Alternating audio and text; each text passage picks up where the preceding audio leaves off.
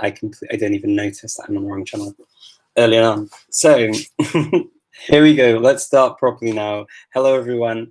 So I had a bit of a hiccup to the wrong YouTube channel. I hope that everyone can now see me on all three channels: Facebook, Instagram, and and YouTube on the right channel, not on the Polyglot Conference channel. And getting some boa tardes, some hellos. Hello, hello, hello. Nice to see you all. Salam, salam. Nice to see you. It's 10:30 p.m., but I'm excited for you. Okay, fantastic. I'm really pleased that you make it so late at night as well. That's really, really cool. Thank you so much. Yeah, as I was just saying, I'll see what I do with the time. I think I'm going to have to change it because I've got a language class that I'm going to start, and it's actually at this time, so I'll have to change it, unfortunately. But it's worked so well so far, and I would definitely like to continue. And hey, hey Chanel, nice to see you. So yeah, I'll do my best to make it at a time where it's going to work for everyone, and I hope that it will work well. So if you've got days that you prefer, you can feel free to let me know, and I'll if there's a majority that I see, if I see a majority that works well, or times that work well in relation to this time, of course, I'm working off Central European time, then feel free to let me know. Richard, Canada, hey from Canada, nice to see you. Well, so good to see so many of you coming. I really appreciate it. Hvala ti.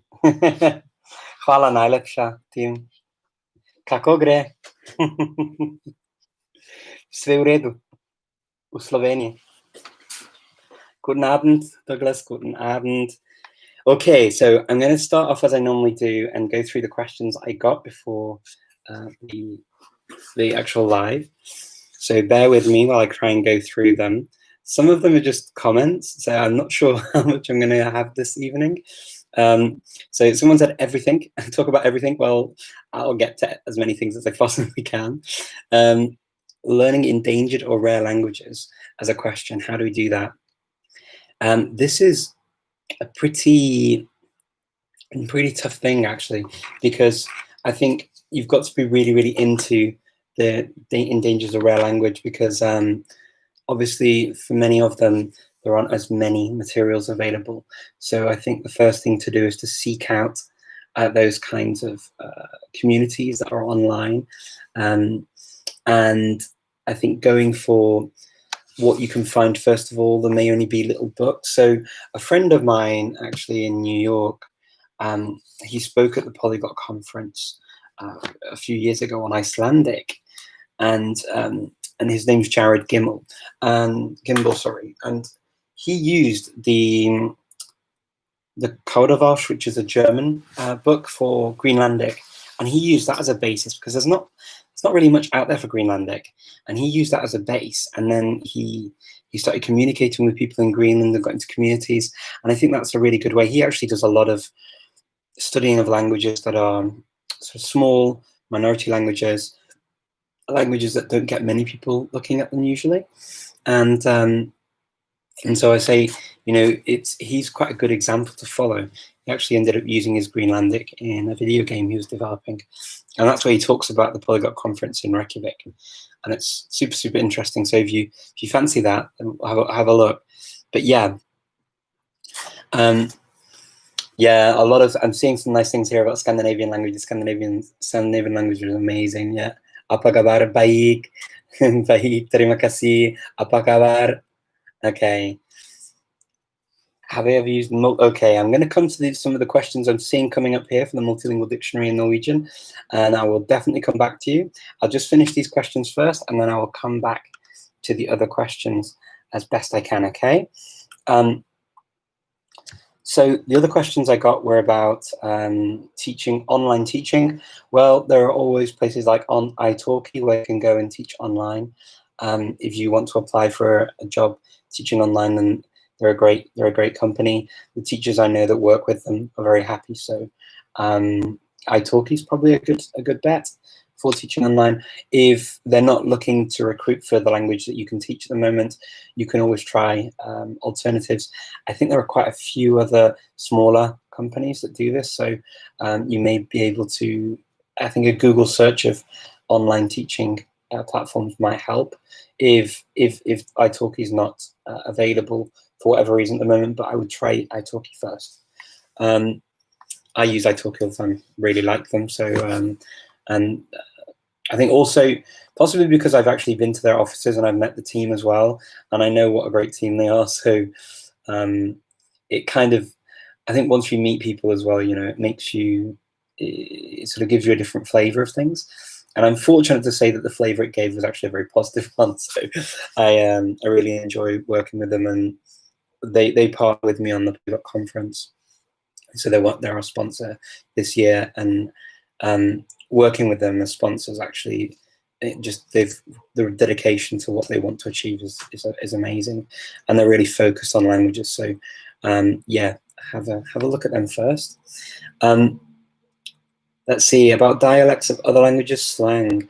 Well, I would say a similar thing about dialects of languages or slang. I would say a similar thing as I said about learning endangered or minority or you know, languages like that are more difficult to learn. I would say that would be probably a good way of doing that too, would be meeting people who speak in that community and learning that way, because it's just a good inroad. You need to meet people who use these smaller languages or dialects or even accents. If you want to learn an accent, you've got to really get into a group where people speak that way.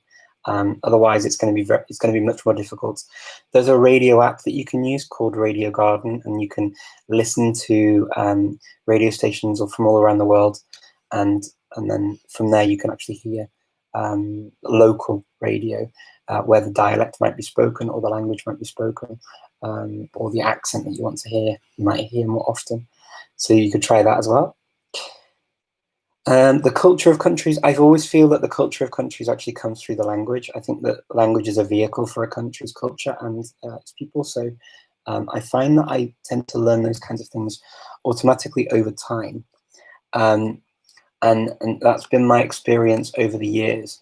Now, you can obviously read books to get some more insights, things like about history, about you know, the literature of the country, and that can sometimes give you some little insights into the countries. Watching the TV, watching the kind of things that they find interesting, listening to talk shows, things like that, where you hear people's opinions as well. It's probably also a pretty cool way of getting into the culture, and also practicing the language, of course.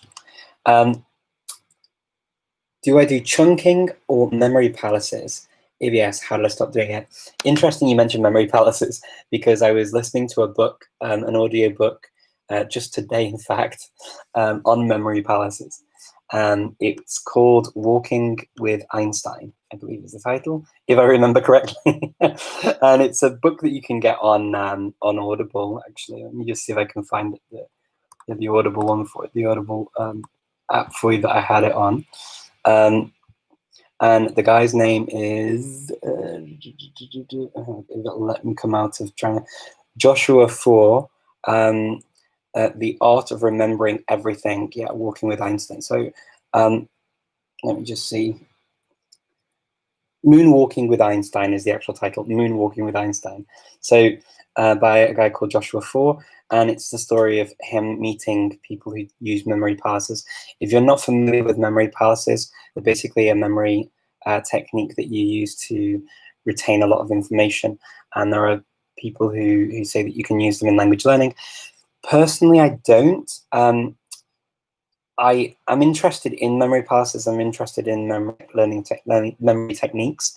The only reason I'm kind of, I don't know if I can recommend yet, because I've not tried it, and I possibly will try it at some point just to try it myself. Dobrý večer. Hello.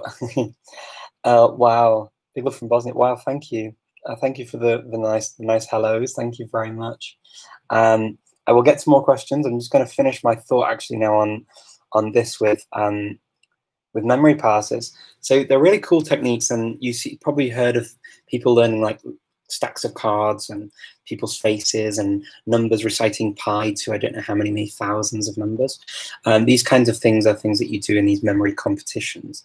And they use memory palaces, which are basically, you construct a house in your head or a palace in your head, and you know all the rooms and how to go in and out of the rooms, and they help you put memories or things to help you remember in them, so that you walk through the house in a certain way, so that you remember things in a certain order as well.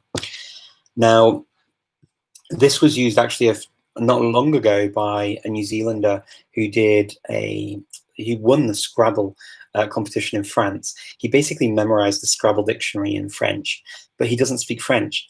Now, this is the key thing. He doesn't speak French, but he memorized the French Scrabble dictionary. Now, to me, my fear with the memory palace and languages, actually actively speaking them, which is, I guess, kind of more my job within this community of language learning, and what many people want to learn languages for, is I'm not sure where the split is between memorizing things and being able to then use them in kind of a real context, very quickly at your fingertips over multiple languages. I do believe that they're going to help you improve your vocabulary. Whether they'll help you to improve your active vocabulary in a flowing conversation, I don't know. I've not tried it out, and I've not seen that at work so much myself. Actually actively heard people doing it. I've heard people talk about it, I've not heard people doing it. And I think that's the key thing. The people I know who speak languages, who are kind of more prolific within the language learning community, I'm not aware of any of them, of the people who speak many languages very well. I'm not aware of any of them using memory palaces. I could be wrong, and if I am, I would stand corrected. But yeah, I'm interested in the whole technique, and I'm interested in possibly using it. I think it would be quite a good tool to use, for example, in a language you already speak, to maybe learn books or learn material, just to go through it. It might be quite cool, because you can then go through it in your head anytime you want to revise a language, which I think would be quite a cool technique to use. So let me just go back to the questions, and then I'll come back to the live questions I've got now too. How to teach languages? I don't think that's really a question I can answer in a very easy way in one way, because I think that it depends on teaching techniques, and it depends on what you do. It's a bit more okay. Life in Macedonia. How does Skopje compare to the UK? So North Macedonia is a country I really love, clearly. How does it compare to the UK? It's as different to the UK as it could possibly be in European terms. I mean, so it's very much kind of East meets Europe here, because at the moment I'm sort of, I can't really move anywhere because of the coronavirus. So right now I'm kind of coronaed in Skopje, the most time I've ever been in Skopje, and really, yeah, you can't really compare the two. The UK and the Balkans generally are very different beasts. But I love the Balkans. I love the diversity of languages in the Balkans. That's just a naturally occurring thing, and not to do with. In the UK, you can say Londoners, but it's not in the same way. It's not as multilingual in the same way as the Balkans is multilingual, because the Balkans is kind of a naturally occurring multilingualism that they all have kind of the rights to speak their own languages in the same way, and they have education in their own languages. And it's not like in the UK, where you may have the odd school that uses another language, but English will be the lingua franca for pretty much everyone. It's not really the case in the Balkans. You do have some lingua francas in parts of the region, but that's one key difference. And for me, as a language enthusiast, I say that, for me, this is a way more interesting part of the world to live in than the UK. The UK is very Anglo-centric, and even when I lived in the UK, I would use English and Welsh, and then I started learning BSL, British Sign Language, but really I didn't use my British Sign Language that much. I used it a little bit because I lived close to the Deaf Centre in Chester, and so I was close by and I could use it every now and again, but not very often. And then, yeah, English was kind of a big default language. The only change was that within the home we used different languages, even when we lived in the UK with my wife. And then, but here, kind of the default language isn't a given. There's not just one, so I would use different languages. I would use Turkish, I would use Albanian, I would use Serbian or whatever. Serbian is probably the most common of this Serbian, Bosnian, Croatian, Montenegrin paradigm that you would hear here. And often also you'd even hear Southern Serbian dialects that have only like three cases, that's it, in the Southern Serbian dialects. And they actually mirror the dialects on the other side of the border, where they only have three as well. They actually have three cases, whereas Macedonian doesn't have any cases. Okay, this is the last question I got. Getting a job with the FCDO. I guess you mean the FCO. So getting a job with that's the Foreign and Commonwealth Office in the UK. That's the equivalent of the State Department in the US. So when I applied and worked, I used to work actually for the Foreign and Commonwealth Office many years ago. And how I did it is I went for their open competition. So I sat the exams in English and maths. And then there was also practical exams where you had to prepare things as well. And I went for all of them. The only advice I can give to people, I guess, going for those exams is, sort of taking time to prepare in terms of knowing what's expected. So maybe talking to people who you might know in those kinds of roles, looking very carefully at the type of language that's used and trying to mirror the type of language that they're used to hearing and that will be expected. I guess they're kind of the best types of techniques, but they would be techniques that I would recommend for pretty much any role. If you go to a company, each company or each institution, they tend to have their own way of writing or speaking, and this is true in the kind of world I work in now with social media, where you have to mirror the accent or the language and way of writing of the client for whom you're working, and that's true for a job opportunity or for an interview. Mirroring is really important, and you get this as well on a sort of a physical level when people agree with each other. If they get on because they stop mirroring each other's body patterns and the body language stuff and all that kind of stuff. So yes, there's quite a lot going on there. Hola, ¿qué tal? What's my personal experience with the Czech language?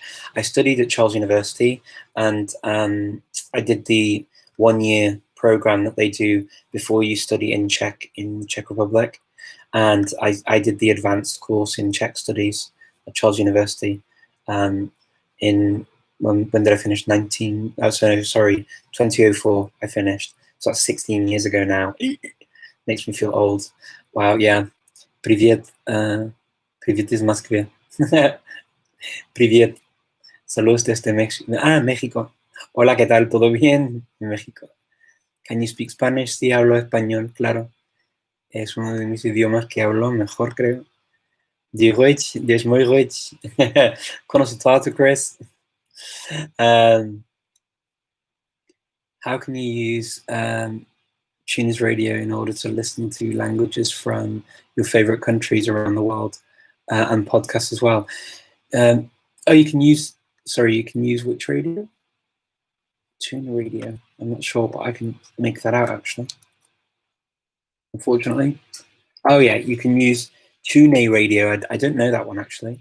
Chanel, that's interesting. Tunnel Radio. Yeah, okay. Cool. Yeah, you can. The radio garden's also pretty cool. Yeah, Radio Garden allows you to zoom into the globe, which is the really cool thing about Radio Garden. So you can find where you want to look in the globe and actually zoom in to see where you want to use it. So it's pretty cool. Okay, so this is a pretty long question. I'm sorry if some of the questions are long. It's going to take me long to read them. If you can make a shorter version, it'll be easier for me to get to without pausing for like 10 minutes, because it's quite difficult to see it on the screen sometimes.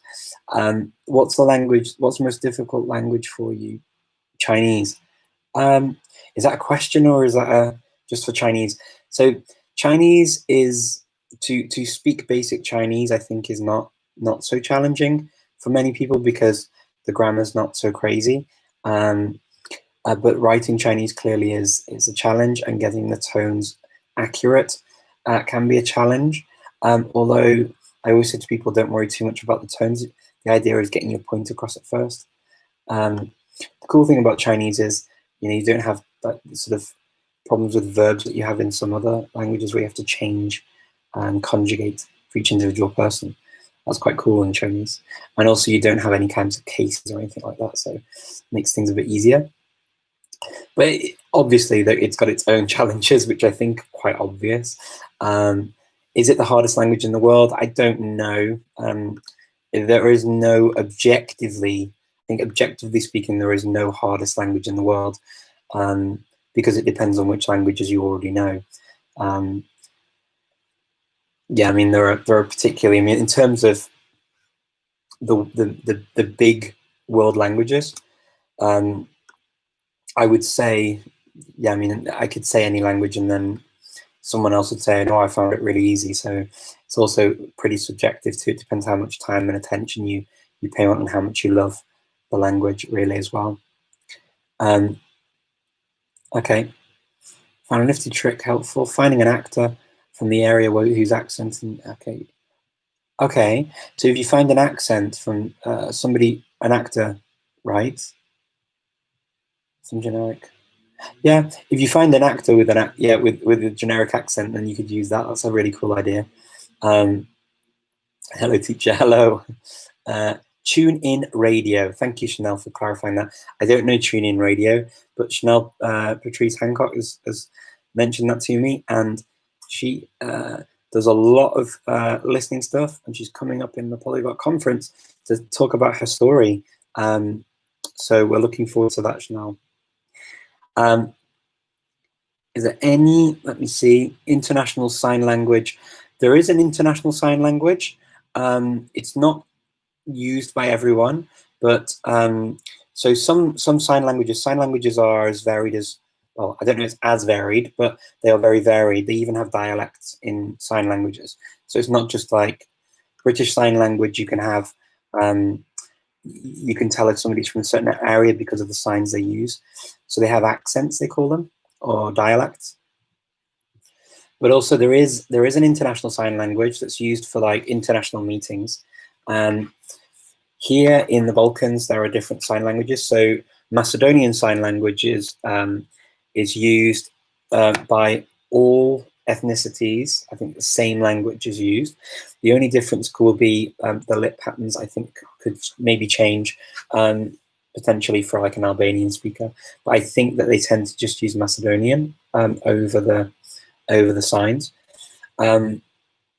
There is a huge tendency actually in North Macedonia to use the international sign language over Macedonian. So there's a little bit of a struggle going on with people wanting to save make sure that kids keep the original Macedonian sign language and not just use an international version.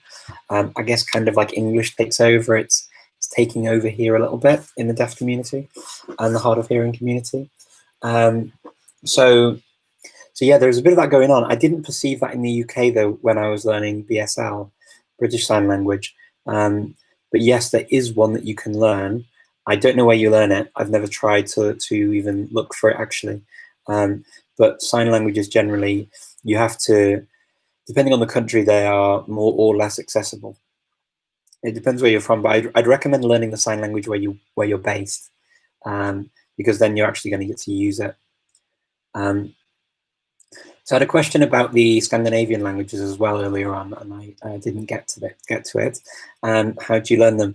It's basically with language like Swedish. I spent a year just learning how to pronounce it well, and that was at university. Yes.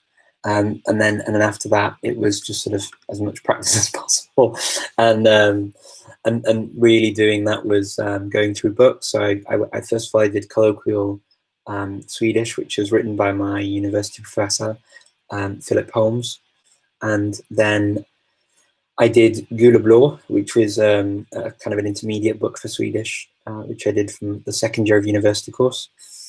I didn't do the third year of the university course because I'd graduated by then. But I did 2 years of Swedish at university. So and then after that, I found that was quite rigorous. And then afterwards, I could use it for work and I could use it for different things. And then learning Norwegian and Danish and Icelandic and studying Faroese as well. I did. I just took books that I went through. For Icelandic, I went to university in Iceland and I studied at Iceland University in Reykjavik. I did the summer course, Intensive Icelandic, which I was supposed to be at B2 level at the end of that, and I have a certificate for saying that I'm at B2 level in Icelandic. I would say I'm probably more at kind of like an A2, B1 level. I wouldn't say I feel as comfortable as a B2, but it takes time. All of these things take time. And I say that, I think it's always good to just keep that in mind when you're learning any language, but especially, Scandinavian languages where many people speak very good English, so that can also be an issue for many learners. So you just have to keep telling them, your language is really cool and I really want to learn it. So let's not speak English. You already speak English so well. I'm seeing here, okay, dysgu Cymraeg, yeah, da iawn. For learning indigenous languages, if you can't find books, I would look for dissertations on the language's grammar and dictionaries. That's a really good suggestion. Thank you for that. Diolch yn fawr iawn. Thank you very much. Diolch. Guten Abend. Hello. Let's see. That's a really nice. I like that. Yeah, look, you can always do that as well. Thank you for that's very sweet of you. Love to you from in Sweden as well. Bosnian. I love Bosnia. I was there for a while working. I liked it a lot. People are so nice. What's my opinion on graded readers? I've got a number of them actually, and I've used them. I don't use them all the time, but I think they can be helpful because you do get a feeling of you know things, and you don't feel like you're getting left behind, and you do pick up new vocabulary. And the good thing about graded readers, I'd say, is that they purposely inject types of phrases and sentence structures that you need to build up your practice using certain grammatical structures at different levels. So I think for that reason, they're pretty good for that kind of thing. I've got to be honest, I don't use them that often, but I've got a number of them, and but yeah, I think they're good. So it's anything that you can get that you feel attracted to, as long as it's in the language, that's the really important thing. Do I speak Swahili? Nope. Have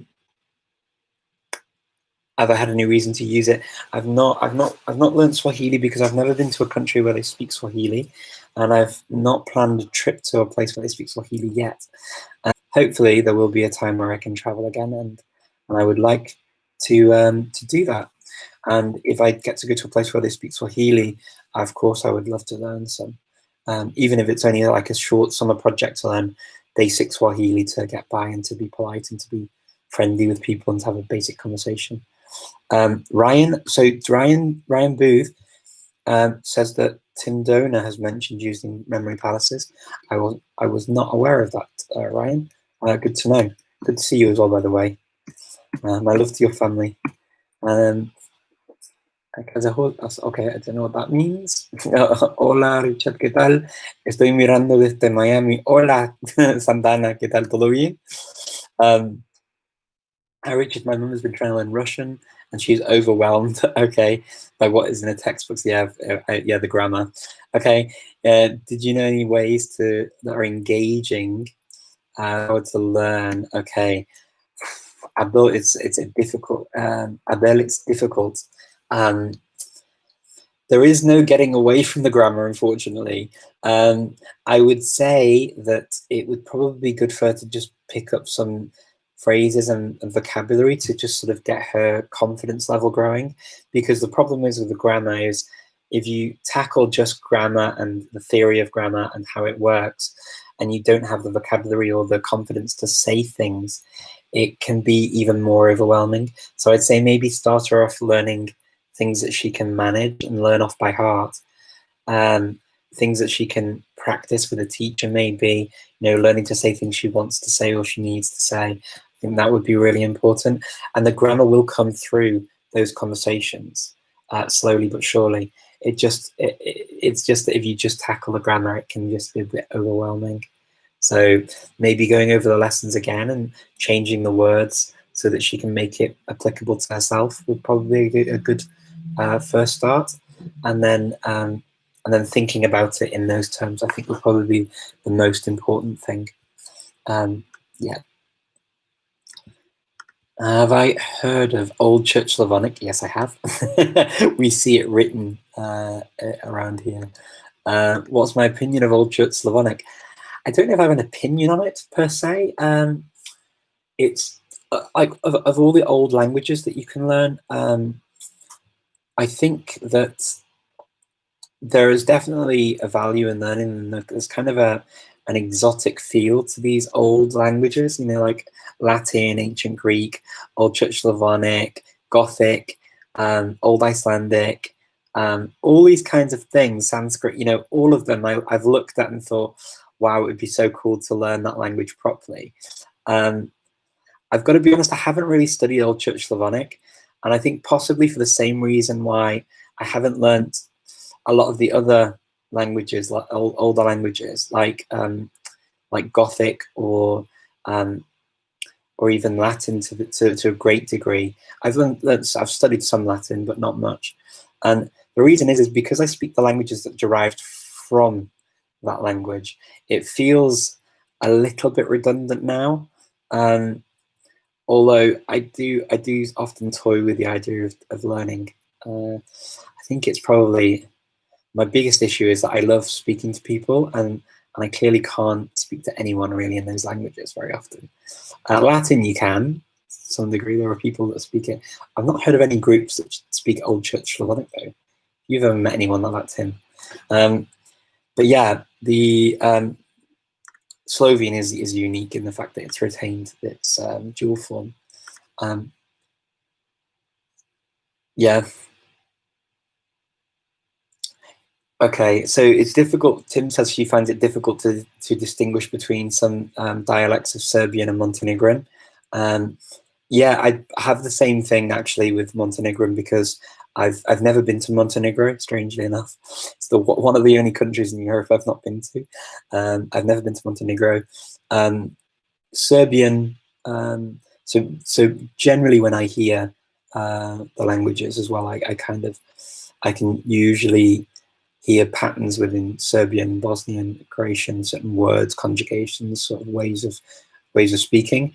But Montenegrin, yeah, I'm probably not as good at deciphering. Well, I understand it, but I just don't. I'm not able to differentiate it as easily, I guess. Well, that's probably just me as well. I think it's the same thing for when you learn languages that are similar and you're not. Because I've learned a mix of them as well. I've studied Bosnian, I've studied Croatian and Serbian as kind of at different times in my life. I actually studied Serbian and Croatian, and I lived in Bosnia, so it gets very complicated. And so yeah, I mean, because I speak three of those four, it's or I've at least studied three of those four, it becomes very difficult then to have a fourth one that's similar for me. To really understand the differences properly and to hear it straight away.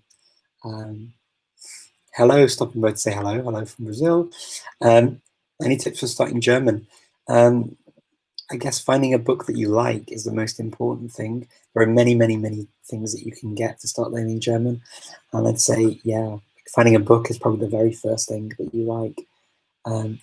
Take some time and go to a bookshop and spend some time going over books that you enjoy. Eleanor, yeah. Sorry, Ellen. Oh, I got your name right there, Eleanor. Then, sorry, the font's quite small for me, so it's a bit difficult to see if I'm missing a letter. Do I speak Arabic? Unfortunately, not very well, no. Goedenavond, alles goed met jou? Ja, is goed hoor. Ja, bedankt. Hoe gaat het met jou? The most difficult language in Bulgarian for me is Bulgarian. Okay, with the prepositions. So prepositions with nat, ot, zah, po, because of my native slow. Yeah, Tim, that can be a bit confusing for you. I can totally understand that. That's the rest of my question. You're very welcome for answering your question. I'll do my best to see if I can answer any more. Let's do, Richard, have you studied Georgian? I have, and it was it was terrible. I love Georgian, but I wasn't very good at doing it because I found it. I'd never actually met a Georgian when I was learning it. I'd never met a Georgian speaker. So the first Georgian speaker I met was my teacher, and I was studying at Malmö University in Sweden, and the teacher was great. I enjoyed doing the course. I finished the first semester of Georgian and passed it, and then I couldn't carry on for the second semester for some reason. But I really enjoyed studying the first semester. The easiest thing about Georgian is the way they write it. The alphabet's easy, and that's one of the reasons why I wanted to learn it, because it looks beautiful on the page. But it's super, super, super, super complicated with the grammar and the pronunciation, because there are so many consonants together. So it made it very difficult to speak and to remember the words. So yes, I tried it. Would you say polysynthetic languages are harder than non-polysynthetic languages? I guess if you're not used to a polysynthetic language, yes. Maybe if you are used to polysynthetic languages, again, I would say it would probably be something you'd be more used to. So I guess it depends from your viewpoint. It's very difficult to be, really, really objective about difficulty in language learning. It's like when people say, Polish is the hardest language. Well, it's not if you check. Or it's very difficult, to kind of make those decisions based on an objective point of view, and when nothing's ever really objective, truly, in language. You've learned Brazilian Portuguese after speaking European Portuguese. How might you suggest someone like me who knows European Spanish approaching learning Mexican Spanish? Find a Mexican and practice. That's what I did with Portuguese. Just find a Mexican and just start listening to how they speak and start trying to imitate the way they speak. As long as they know what you're doing, you're not going to offend them. In fact, when I was in Mexico, they wanted me to start speaking more like them, and they kept saying that, when I kept saying vosotros, and for me it's very easy to say, and very natural to say vosotros, vosotros, vosotras, and they don't say that in Mexico. They say ustedes. So they say tú and ustedes, and I'd say, I'd say things that are very, very Spanish, like instead of rude words, I'd say like jolín, jolines, which is very kind of almost a bit pijo, a little crazy, to say these kinds of things. But anyway, I'd say these kinds of things that were very Spanish, and they would look at me in horror. And then some words I did adopt into my Spanish from Mexican. So one was the word for a straw. You get a straw. So in Spanish, in European Spanish, you can you say pajito, but it sounds rude to Latin Americans. So in Mexico, it's popote. So I learned popote, and that word. Oh, do excuse me. So yeah, popote is the word that they use. I think you can use cañita as well. So in Mexico, but yes, it was that's the best way to do it. That's how I did it. Rather curious about, is it easier for English speakers using the Cyrillic alphabet? Okay. The easy language for English speakers using the Cyrillic alphabet, the easiest one I think is Bulgarian is the easiest for English speakers using the Cyrillic alphabet, for sure. Bulgarian is hands down the easiest Slavic language. Not just because of the grammar or vocabulary, but because there are actual materials that you can use. So there's quite a lot in Bulgarian. If I'm going to recommend a local course book, you can obviously use the Astamil or the Teach Yourself, and they're both very good.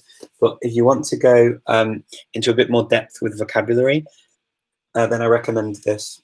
It's called Zdraveta, and it's from the, which university is it? Okay, Nov Bulgarsky Universitet.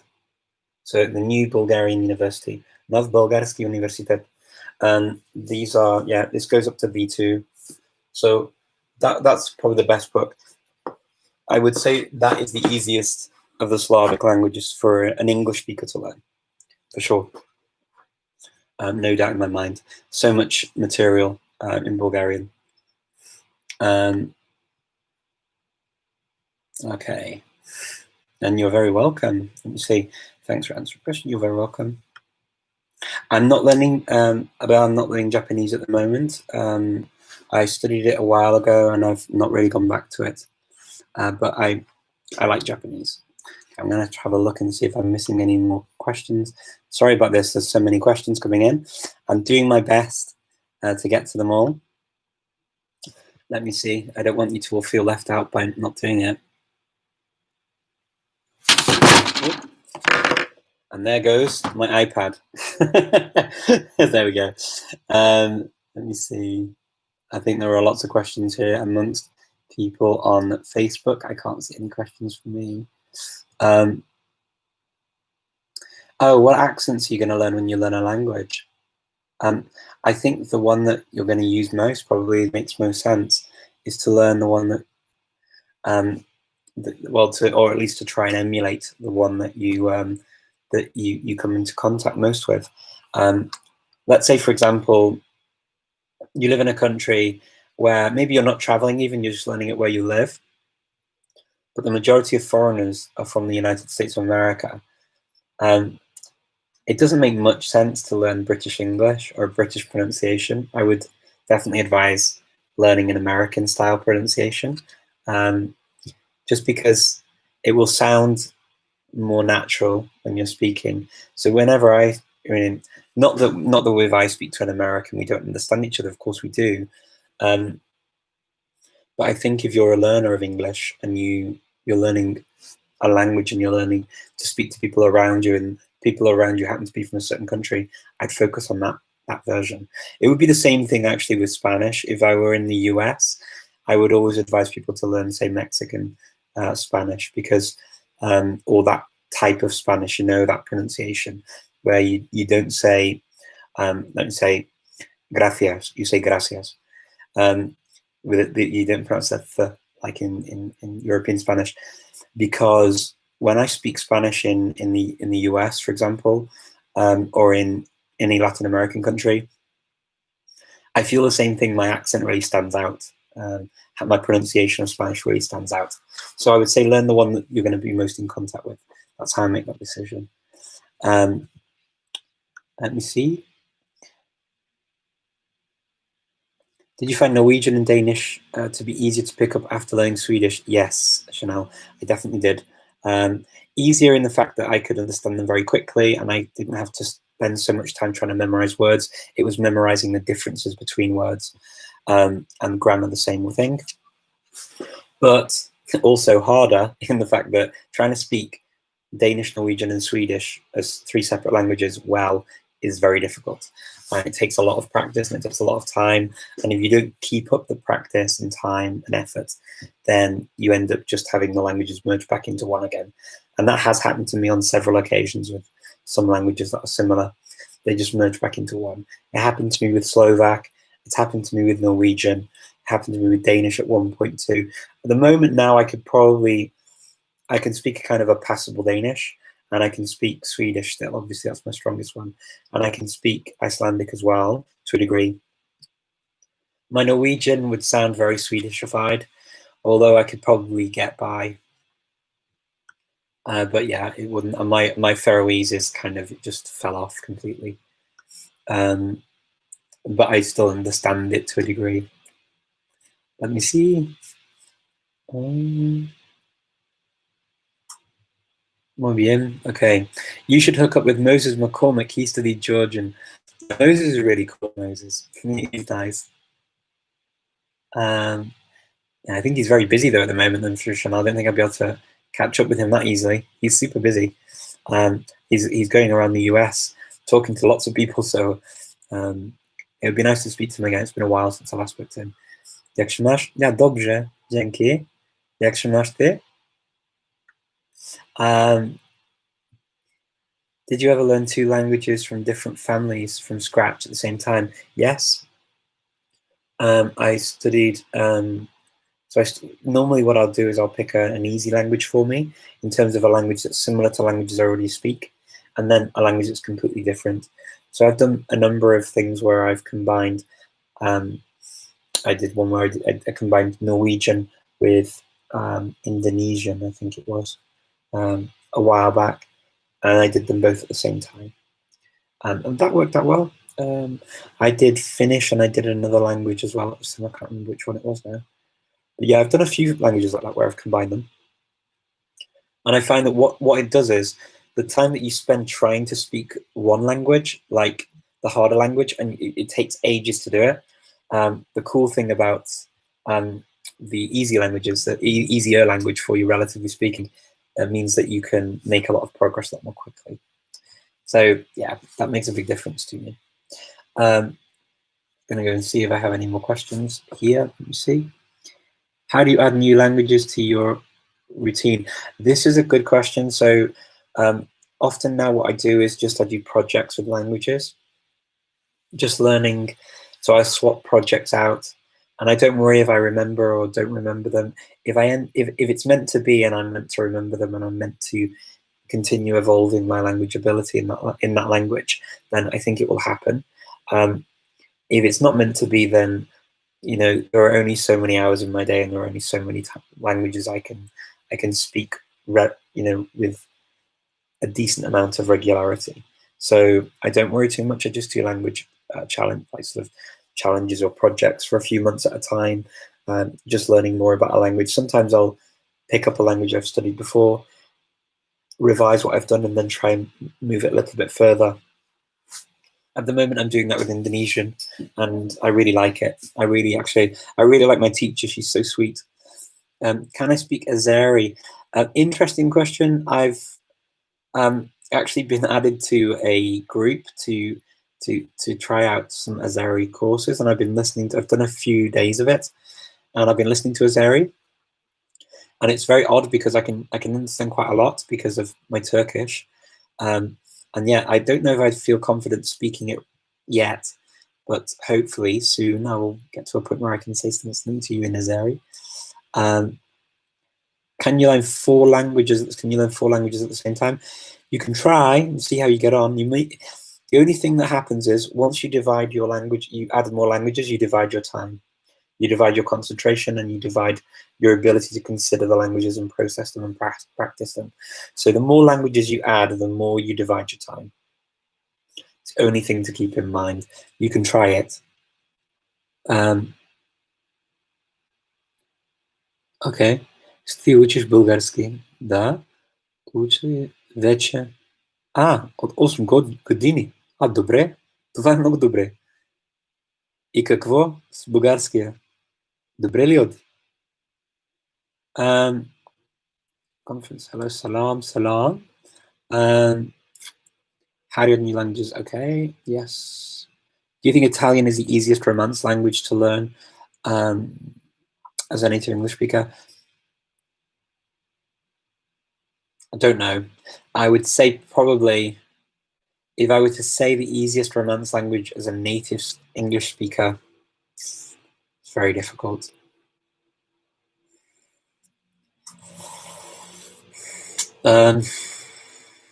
It's a good question. It's just very, very difficult to answer. In some ways, French. In some ways, Spanish. So French, in that the similarities with English are more striking. The pronunciation is quite familiar to us as native English speakers usually. But for writing, orthography, French is a nightmare. I mean, native French speakers write their language particularly badly. So one of the things I do in my job is actually we assess people's ability to write their languages, and I can tell you that of all the languages we assess for native speakers, French is the one that they perform particularly badly on. It's a very difficult language to write well because there are many silent letters, agreements. So for that reason, French is harder.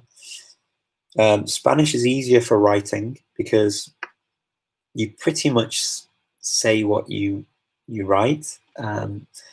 It's not as hard as French to write, and that is fairly objectively speaking, I think. I mean, whether you're an English speaker or not, it's just true that a fact that French is harder to write than Spanish because it's not as phonetic. It's just not. But then French grammar is possibly easier than Spanish grammar because Spanish grammar uses a lot more tenses in spoken form. French has them, it's just it doesn't use them in the spoken form. So the other thing with French that's a bit weird is you write in tenses that you don't use when you speak it, which is a bit bizarre. And in Italian, you do that too. You have some tenses that you may use in certain circumstances, but you don't use them necessarily to speak normally on a daily basis. So I'd probably say Spanish.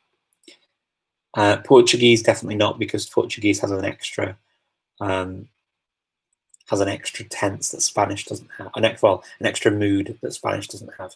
It uses the future subjunctive and it also conjugates the infinitive, which Spanish doesn't do. Spanish only has future subjunctive in some parts of literature, and that's it. It doesn't use it in an active way. Have you used multilingual dictionaries? Yes, I've used. So I've got a multilingual dictionary. Let's see if I've got it for you. 1 second. So this is the one that I have used in the past, and I enjoyed doing it. So you can get this in many languages. This is actually the Croatian version. So this has whatever you want to learn really. It has vocabulary. So you can learn different fruits, whatever, in different languages, and it has it in Croatian, French, Spanish, German, and English, I believe, in 5. So I quite like these sometimes because if I want to look up a word and I want a visual on it as well, I quite like that. Dictionary though, no. Probably just that really that I would potentially use every now and again. I don't use it very often. I find if I need a word and I'll figure out what it is, I'll find it some other way, and but sometimes it's nice to leaf through it. I find it quite nice. It's nice to look at pictures, right, in languages.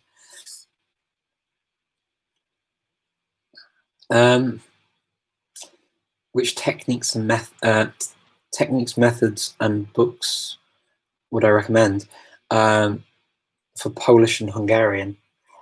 Wow. Okay, so Polish. Okay, so if you want a generic book that you can't get in the country that I think does the job, then Assimil, Teach Yourself, Colloquial all offer fairly good introductions to those core languages. For Polish, I used this one. There's another book that I used, and I don't have it anymore. But this is the one I used originally in Polish. I think I used this one in Polish, which is Polish in 4 weeks. And don't believe that you're going to speak Polish in 4 weeks. And then there's this one, the follow-up book, Polish in 4 weeks, level 2. And that has audio to go with it. And I went through these, and that was a lot of fun. Then the other book that I've kind of dipped into for Polish while I was using that as well was Polski bez problemu. And there are 3 levels to this. They say this is, which one's this one? Intermediate. So they had, I don't think I have the basic one because I already spoke enough Polish. So I started with the intermediate one and then the advanced one as well. Let me see. And then for, what was the other language? Hungarian. Hungarian, there is this. I quite like this book, which is you can get in Hungary. I've not used it very much, but what I've used, I've enjoyed using. And then it comes in, you've got number 2, then you've got a sort of a word list as well, which is in multiple languages, which is pretty cool. And there's also a grammar that you can get as well that kind of goes with these things. So practical Hungarian grammar. So yeah, they're pretty cool. But actually the colloquial to teach yourself and all the Asimian books also are good. I also recommend Link for Hungarian and for Polish. The Link stories, lingq.com, they're pretty good in those 2 languages actually. I've been through all of the Link languages now except for Cantonese, Korean, and traditional Chinese. But I've been through all of the other ones. Oh, and I've not finished Arabic. I've done some Arabic, but I've been through all the other ones. Some of them have mistakes in them. So if you go through them and you find mistakes, please do let the Link team know. I didn't have time to record them all. It was a very long process just even to go through them. But I've been through them all, and these 2 languages actually are pretty good on Link. Those ones. Oh, my live has ended, unfortunately, on Instagram. It looks like we got to the hour. How did we get to the hour and I didn't notice the time? So I will have to end, unfortunately. I didn't get to all of your questions. I feel so sorry. Sorry about that. But we will speak again next week. I'll let you know if there's a change of times, okay? Thank you all very much for coming. And it was very nice to see you all again. Taking part, asking questions, and I look forward to speaking to you next week. Until then, happy language learning. See you soon.